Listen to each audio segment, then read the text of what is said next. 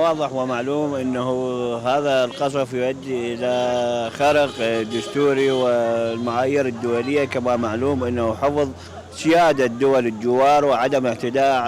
دولة على أخرى إلا وفق رؤية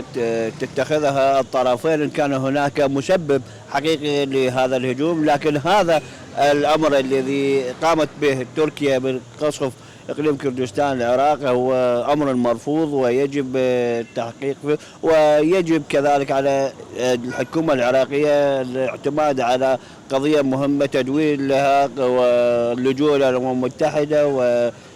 لغرض طرح هذا الأمر واتخاذ ما يناسب بهذا الأمر. هذا اعتداء واضح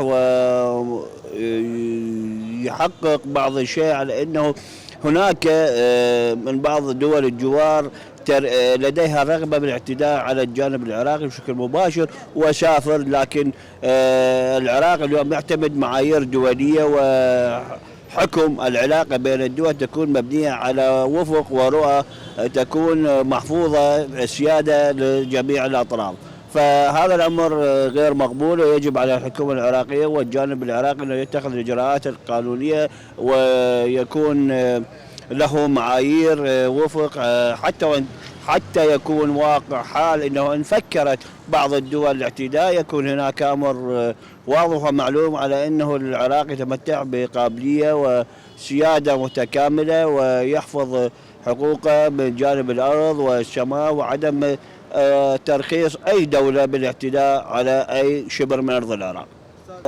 بالنسبة لسؤالك الثاني على ما استخدام هذه المواد السامة، من جهة أنه هذا مرفوض جملة وتفصيلا، وحتى دوليا محرما أنه تستخدم هكذا مواد في الجانب الاعتداء على دولة أخرى. وهذا الأمر يحتاج إلى قضية كبيرة، قضية دولية تدخل بها الأمم المتحدة والجانب الدولي على أنه يحفظ كرامة وحقوق العراقيين بشكل مباشر، والحذ من هذا الاعتداء على